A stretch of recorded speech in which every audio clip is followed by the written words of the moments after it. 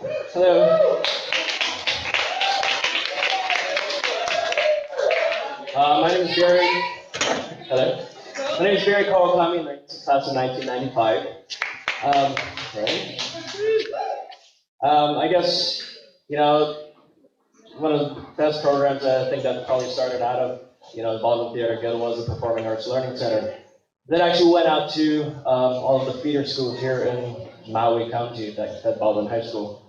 And then when I was in the 5th grade at Wailuku Elementary, Miss Autumn came out and brought us all, about 80 of us, or 90 of us kids from the feeder schools, and we all did the first Broadway Babes. And we're sitting right back in the back there. So Craig, I totally know what you're talking about when you were standing by that door, how, Miss Loudon kind of discovered you.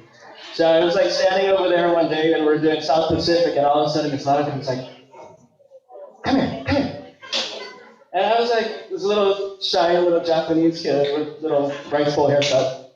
And she goes, sing this, try sing this. And she gave me this song, Where Is Love? And so that was my first solo. And, that was back in 1987, 86 and stuff. And, one of the great things about, and I didn't stop theater after that. After that show, I went in to do Oliver, and I continued until I graduated, actually, in 95. I did all the time with those. And, I think one of the greatest things that came out of that experience was meeting all of the students that went through high school and through the drama club over those years. And, I learned a lot from all of them. And, over the years, and I learned a lot from the adults that came and supported us. And of course, Ms. Loudon, I learned a lot from you. And I still go through life, and I tell people, I say, if it wasn't for Boy Scouts and theater, I wouldn't be the person I am today. And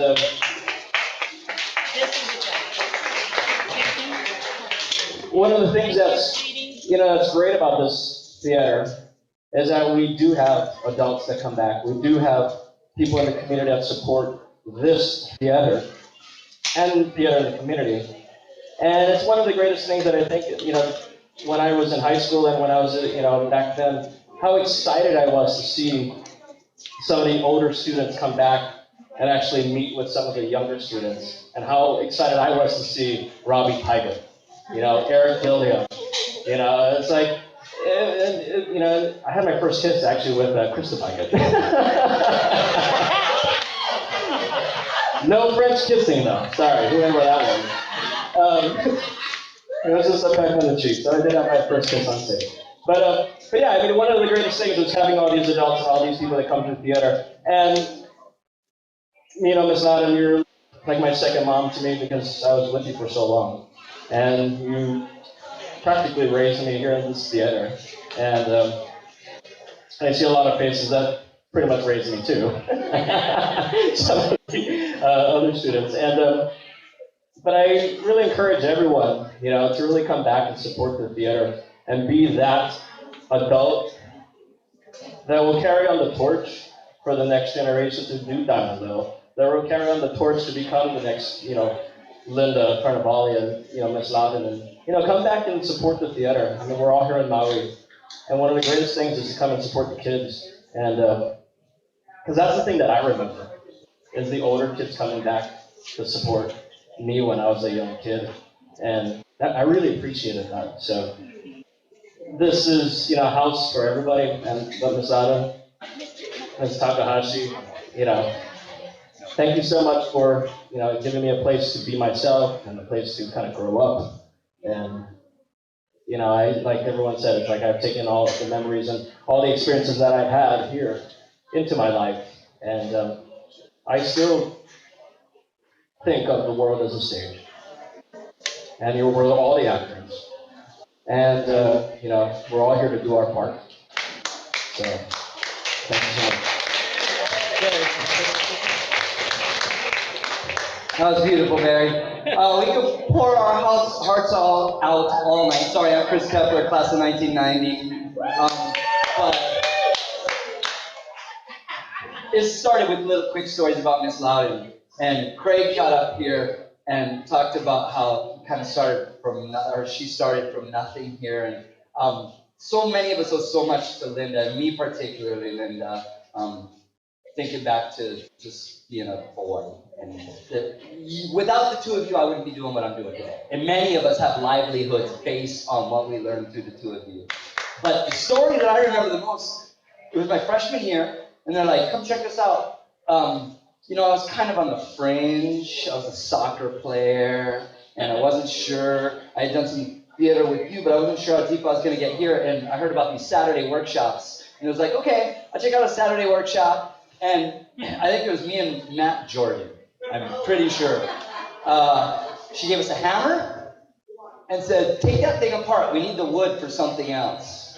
And so 2.5 hours later, we finally have this thing apart. We've destroyed half the wood, and the nails are all over the ground. And I think I'm being conscientious, picking up nails to throw away. And Miss Loudon, where's the garbage can? At least 3/4 of those nails are salvageable, Chris. And anyway, you made me straighten the nails. We'll never forget it. It was one of those stories.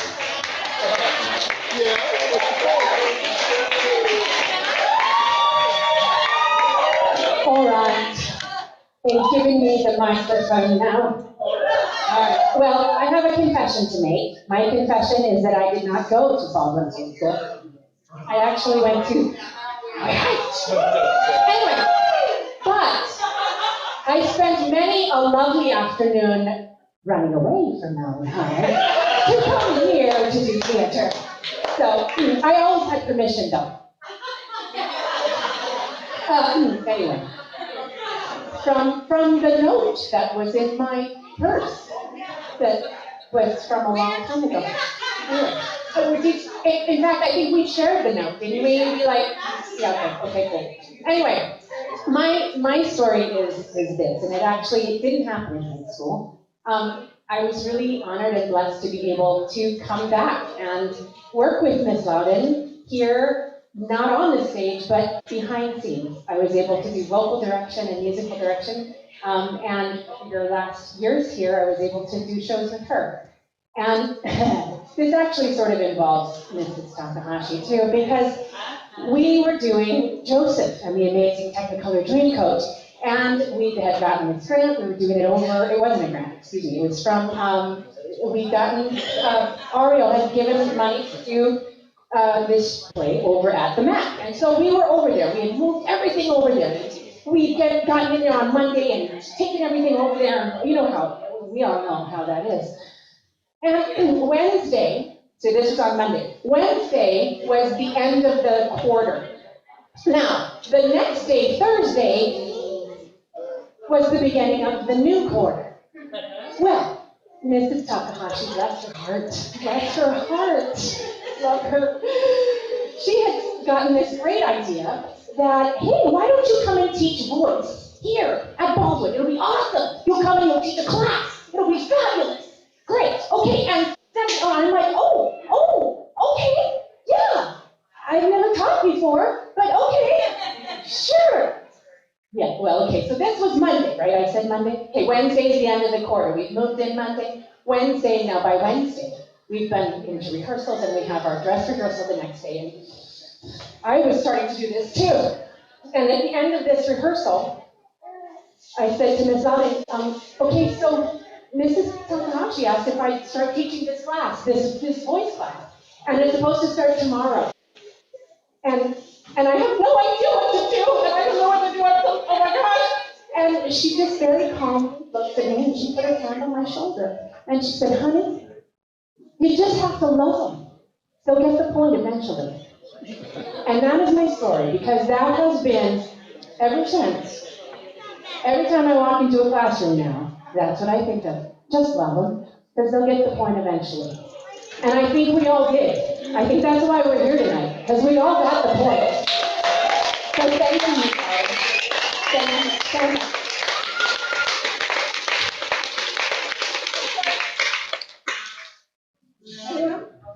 Okay.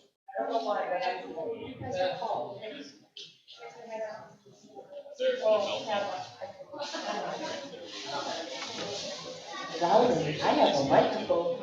I'm so You can't catch me over here with the live screen, right? I Oh, can't. yeah, so, You'll look better up there on the steps put though. it in my voice. Put Mike in my voice. Okay.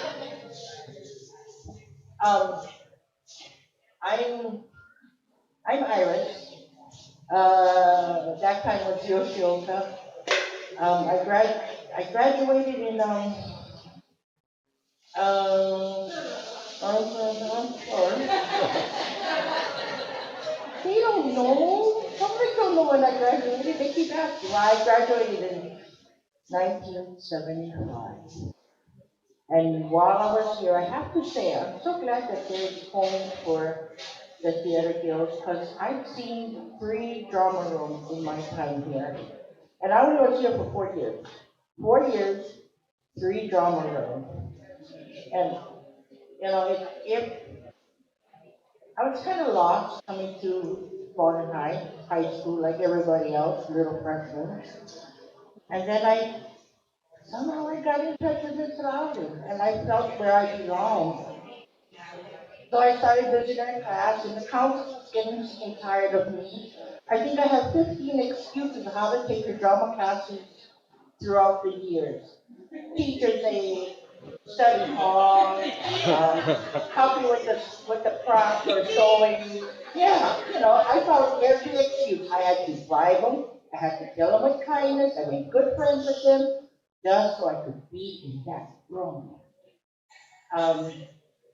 But anyway, you know, when I graduated, she gave me a book, and she wrote inside that, you know, she's so happy that I got in touch with the drama and the mind, because if I didn't, I'll probably be the biggest bully in school over here. And it's probably true, but I want to ask you, was it Michael Davidson, the tall one? Yeah, Michael Davidson. She is one of the original silent people. We started at silent. Yeah, I'm in the original silent. I gotta tell her, because I don't think she knows about this, but she took us to Molokai to perform. 3 schools over there. We got to stay at Pauhana Inn. I don't know where she was, but we kept tabs that she was, I think, in the room, her hotel room. And then we had Michael Davidson come on, and we were all around the swimming pool. Pool closed at 9 o'clock. And then he did his little impersonation of a lizard. And he crawled on his hands, looking like a lizard, sticking his tongue out. And when he came to the edge of the pool, he went over the side, down the side, and he walked from the bottom of the pool. And we were all standing there going, wow, and giggling, and the security guard comes by and says, gotta shut our mouth, because sure enough, I don't know, but she found out. Somebody I think told her, but yeah, we were kind of naughty that time. But it was good memories. Yeah. I love Miss Loudon. I came from work, so I look pretty messy right now, but hey, that's me.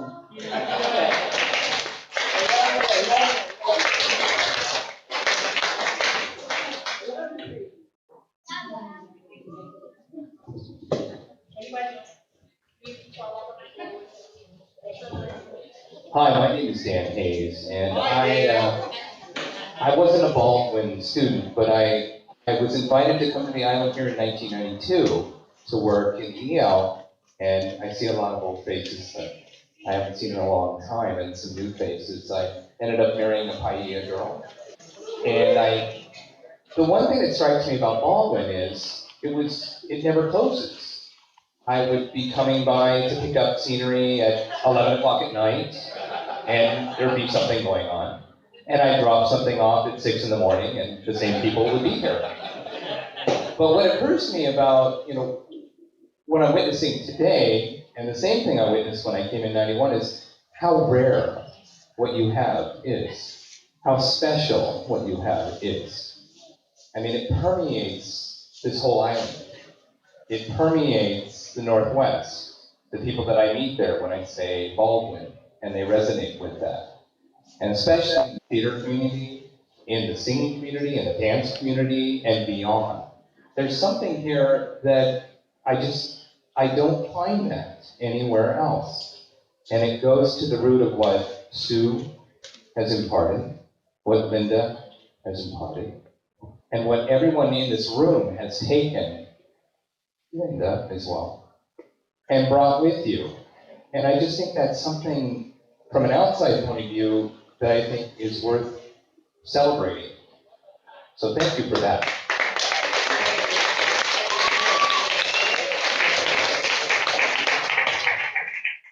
Okay, so I'm in college, and there's this, on the board in our green room there, it says director wanted library doing 100-year anniversary. So I met with the ladies, and they didn't need a director, they needed a whole show. They just had an idea, hey, let's do World War II, celebrate the 100th anniversary of the El Paso Public Library. It's the oldest library in Texas. And I'm like, holy cow, they need a whole show, something World War II thing. So guess what I thought of? A USO show. I knew how to put on a USO show because Miss Loudon, and she actually mailed me costumes. She FedExed costumes to me for this thing. And so I got area high schools to each do one number and practice at their high schools.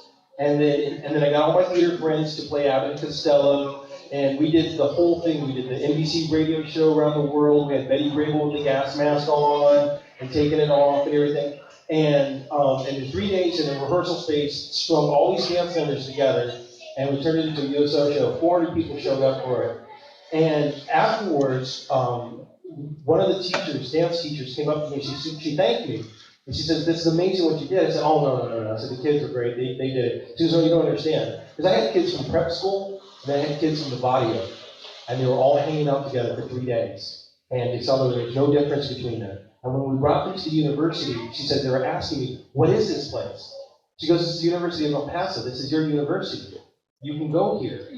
And they're like, we can go here? They go, yeah, you can get a dance scholarship and go to this school. They had never been out of their neighborhood. They didn't even know a university existed. And their horizons had just been expanded because they met kids from prep school. They got onto the university campus. They did a show in front of 400 people. And she said, thank you. You've done what I've been trying to do for years, which is expand their horizons. And I just had to give that thanks to Miss Loudon and to Linda, because I know how to set design, deal with heat sticks, deal with light design, all these amazing women. But and then Miss Loudon will, we're doing a USO show. I need the costumes back.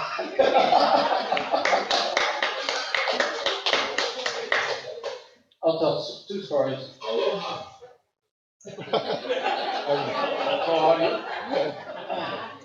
One is I was out in the parking lot doing something in sets one day.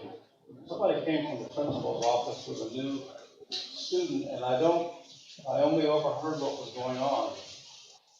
So I don't know exactly what it was, but it was an emotionally troubled kid. And whoever brought him, can't remember if it was a boy or girl now, down here and was trying to place this new kid somewhere in this gigantic, confusing school, and was going to do a selling job, try to get Sue Loudon to take this kid into the program. And did this person not know who you were? I mean, because she's doing this selling job, and Sue said, sure. Her, out of the mouth. Well, you don't understand, this kid, he's a hugger. Remember, you know what I'm talking about? I had several like that. Yeah. She said, sure, bring him in. She had accepted, and the person kept selling and selling and selling. And the other story I want to tell is not directly about theater, but about theater kids. My son, who was still hanging around because his girlfriend was still here, when they got married, as soon as she got graduated, they married, and they used to hang out at Giggle Hill. And there's a batch. Do you know the story about the bachelor party and the satanic sacrifice? They kidnapped my son, and they wrapped him in a rug, and they tied it up, and they were passing him over the fence into 4th Marine Division Park as a prank. And somebody saw it and called the police and said that someone was getting ready to perform a satanic human sacrifice at 4th Marine Division Park. And this is, they learned to be self-reliant. So a cop came out, unbundled my son, quizzed him, and they said, "But officer, this is all perfectly legit." He said, "Oh yeah? Show me your permit." They had a permit. They had gone out and got a permit to do that. And that was partly because of the self-reliance that they had learned here, of doing all this stuff on their own. Did you know that? Never heard of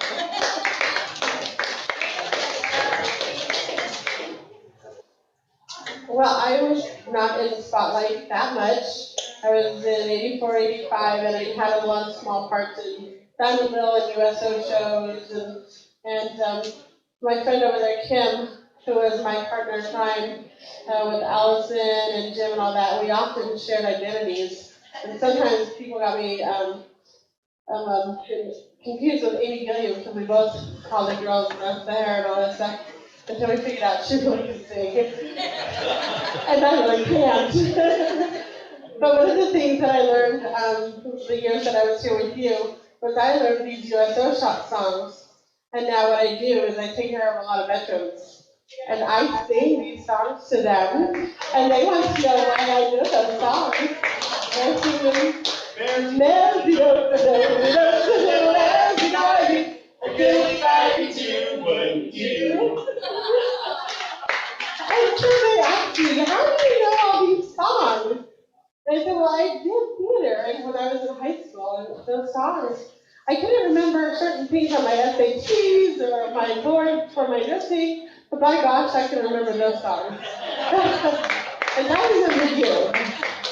And you inspired so many, and we just love you to pieces, and I'm so happy to come here and see you again. So thank you for being here and inspiring all those songs.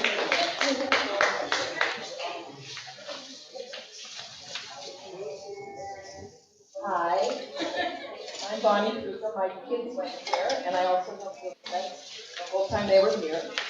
But I do have a story about, Joseph. My son was in Joseph.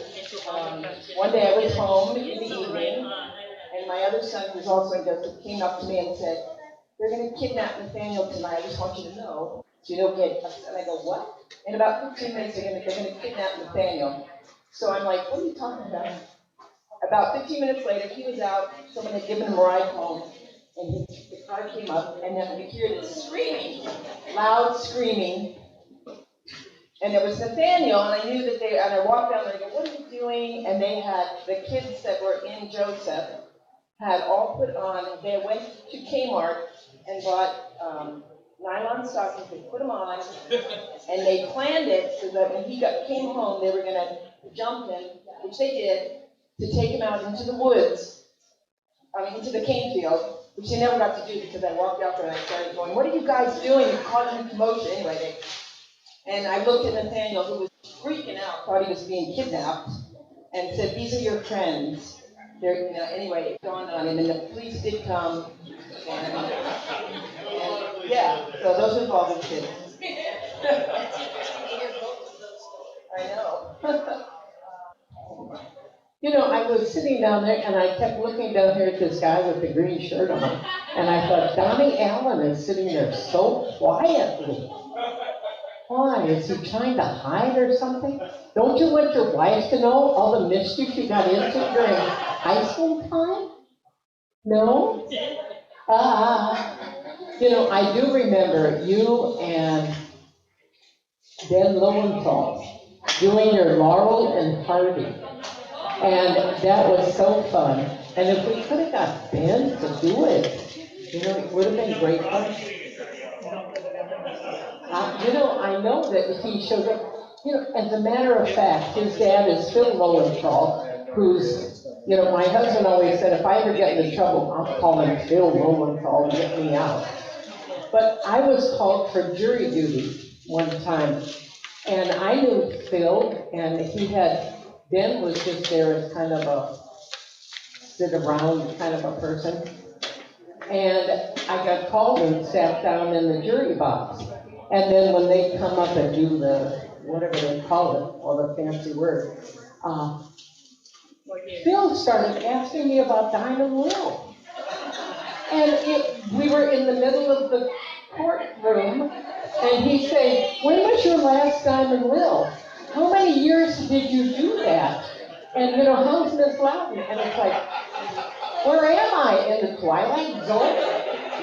I couldn't believe he was asking me about Diamond Lil when I was called for jury duty.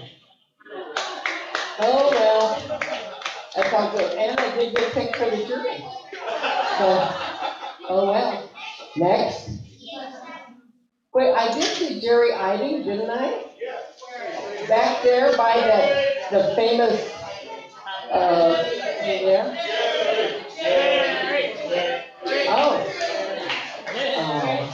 Hang on a second, while Jerry meanders up here. What's his name, Gomez Adams himself? Adams at your service. Oh, and to think he was such a shy kid in high school. He really was. I know it's hard to believe, but he was very shy, very quiet, and need I say, very skinny. But then weren't we all? Weren't we all?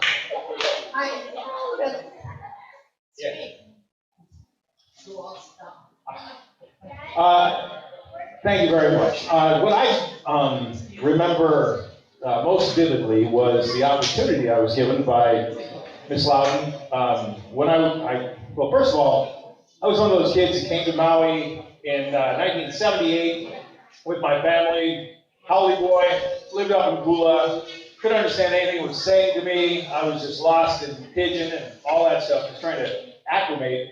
So I had a very rough kind of initial beginning trying to find my path in Maui.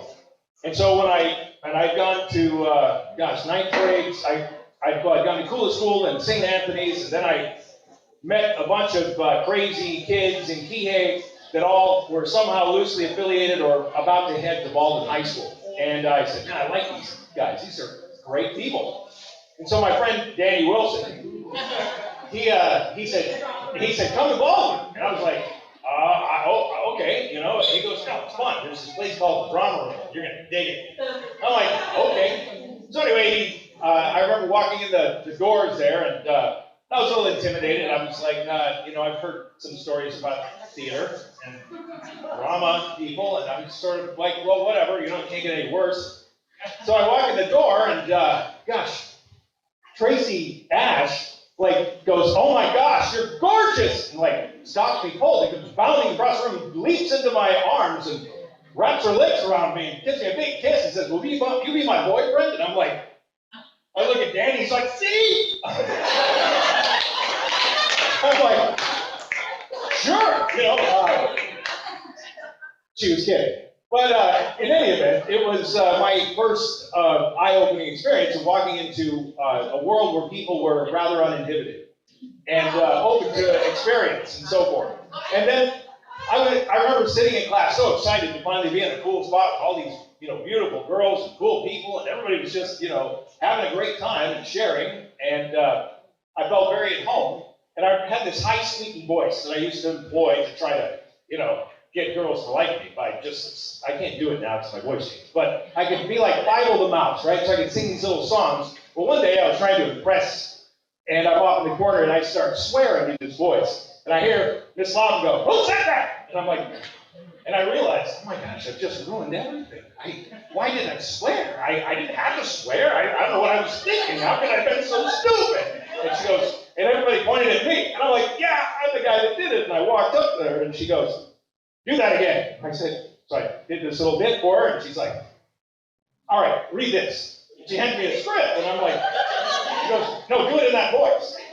And so I do this little mouse voice thing in the script, and then she calls Kevin Koyanagi over and goes, Kevin, come over here, do this scene with him. And you talk in a really deep voice. And so I'm the tall guy with the squeaky voice, and Kevin's a little shorter than I am with a deep voice like this. And thus we got cast as the mice in The Wiz, to bust all the poppies who were having their way.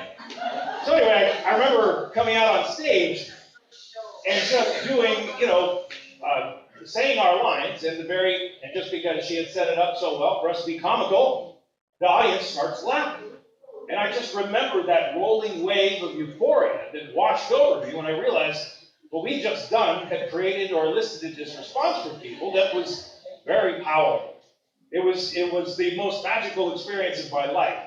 And I suddenly was profoundly and absolutely committed to something I really had no understanding of in its complexity or depth, but knew that I had found my path, or a light in the darkness of my life. Amen! Amen!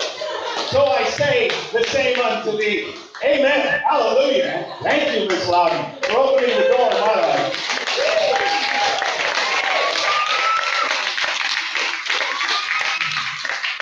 And Jerry was the sheriff in our first Diamond Little. Oh my, did we have fun. Okay, microphone. Please don't leave it with me, because I'll just keep going on and on. Oh, here comes Donnie. I guess when you get called out by D. Diamond Little, you have to get up here and say something, right? I don't really have any particular awesome stories that are coming to my mind, which is why I was just kind of sitting there quietly. But I will say that growing up as a Haole boy on the island of Maui, I'm a little more red than white right now because I spent all day at the beach. But people would always ask me, did you get into a lot of fights? Did you get thrown into dumpsters? Was it hard growing up at Baldwin? And I said, no, it wasn't really that bad. And why was that? Well, it's because I came to school and I came to the drama room and I would hang out with Miss Loudon and we would talk, and recess, I'd come back here, and at lunch I'd eat my lunch here, and then I'd go to rehearsal, and then I'd paint sets until 2 o'clock in the morning. And it was just, it was a welcoming place, and I felt home here. And even walking into this building today, I feel at home, even though I haven't been here in 15 years. So thank you, Ms. Loudon, for always making us feel welcome. And actually, my mother made me promise I would come here and thank you for raising me as well as you did. So thank you from her as well. Thank you, Donnie. Or Dawn. Now she is. I have a video, actually, a video from a student who couldn't be here tonight but wanted to say this to you. So, for those of you who know, this is John Beavers, who was class of 2000 and something, and he's a professional actor now, and he and Casey Hurt wrote a play that was just produced at Oregon Shakespeare Festival 2 years ago, and now is going to be at American Conservatory Theater coming up in January, called The Unfortunates. Thank you, because I almost said Untouchables, and that wouldn't have been it. Anyway, okay, so John sent this video today, and I know you guys can't see it, sorry, but maybe you can hear it. He was also on the Wigglers or Wobblers. Yeah, he is on a show called The Fresh Pizza.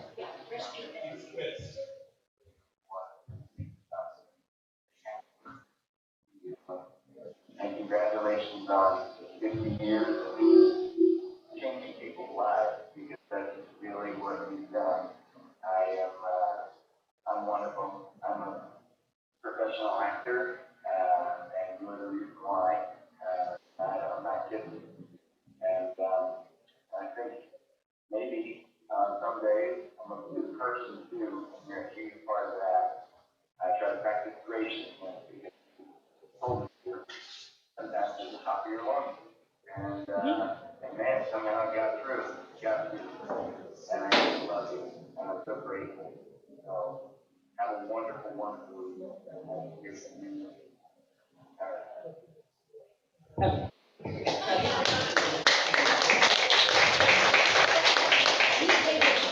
I live in Missouri right now, and John, the freshman band came to Missouri, and I thought, I want to see him, because I hadn't seen him in years and such, so I was going to take my mother, which she wasn't up to it, and so I got one of my good friends to go to church with, and so on we went away across the street from this theater they were going to form in, and then we started noticing these thousands of kids moving to the place we were eating, and then I was walking down the street and everything, and they were entering that theater, and I said, do you like kid shows? And she said, oh, I don't know, I don't think I've ever been to one. I said, well, I think we're going to be amongst 1,000 or 1,000,000 kids in there. And she said, oh, okay. And when we went inside, I couldn't believe, I didn't realize that was as big a deal as it was, the Fresh Meat Band. I don't know if you're aware of that. It's huge. They're doing a cartoon now. Yeah, well, the first time I ever knew it, I was watching a Macy's Day Parade, and there was a Fresh Meat Band and John waving, and I thought,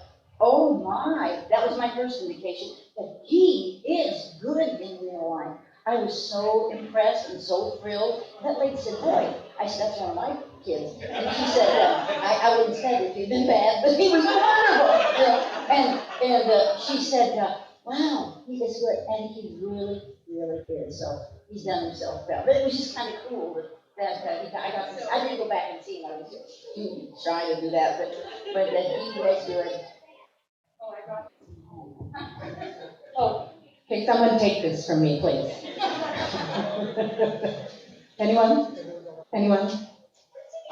Kirsten? Yes? I have one here from, Mary Ann Peterson. Oh, wonderful. Here, pick the mic up. Yeah, Has absolutely. Steve Rex as well. You have Steve Prince? Okay. Peterson, and I graduated from Baldwin in 2003. I'm so bummed that I don't get to see you guys because the BTG, they were really my family. We worked hard together, we learned a lot, and we had fun too. Thank you, Ms. Loudon, and all the teachers for making me who I am today. Aloha from NYC. She's in New York. Mariana. And she's gonna find Steve Prince for you. Very cool. Steve Prince. We weren't able to get this all together, you know. Okay. Yeah, I feel pressure right now. Well, that's okay. Somebody else is on. Well, sure, well, just start. Here's, Jamie Bowers. Who showed up, actually? Oh. What? She's actually here. Where's Jamie? Okay, we don't need Jamie Bowers. Okay. She showed up in the flesh. There she is. Here we go. Steve Prince video submission. Oh my gosh, Steve Prince. 5 minutes left on the short one.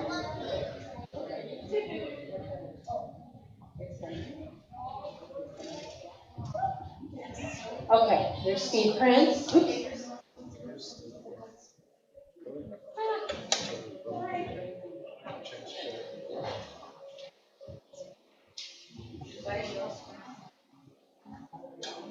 Wait, again? Wait, it looks like it's Prince here. Baldwin High School from 83 to 87, President President from 86 to 87, and you've got to Baldwin got a 50-year anniversary. If anybody's in their right mind, they're going to go on for another 50 years. Because a place where you can go to have fun, to be a part of the community, to learn, to be educated, just to be more human. All would not be possible without that place. And of course, the history behind it to lead it to go hand in hand. So I miss you guys a lot. Sorry I couldn't be there, but I hope you're having a great time. Take care.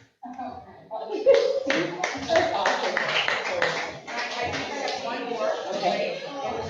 I can't remember her name. But there's another lady, I'm really feeling pressure again. Well, I'll just hold it over here. Oh, now, there is this wonderful video going over here. Did you guys watch this video already? No. I don't know what it is. No, I know what it is. Oh, Coral knows what it is. Come on, Coral. Here, Coral's gonna take the microphone and tell. The reason I know what it is because I'm sitting here doing this to my hair. And as I'm sitting there, doing this to my hair, I'm looking at that video going, that girl is doing this to her hair. That's me, doing this to my hair at the exact same time in this exact same room. I didn't say it again, Sam, for my senior year. Oh, yeah.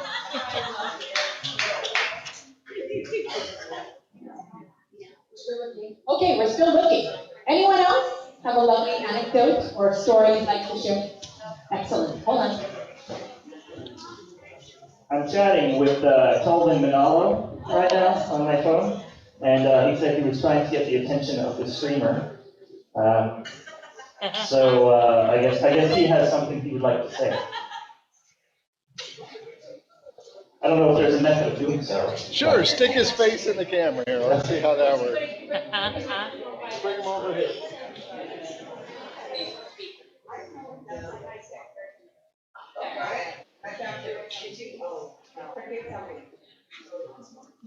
If anyone else would like to speak in the meantime while I figure this out. Okay, so here is cricket.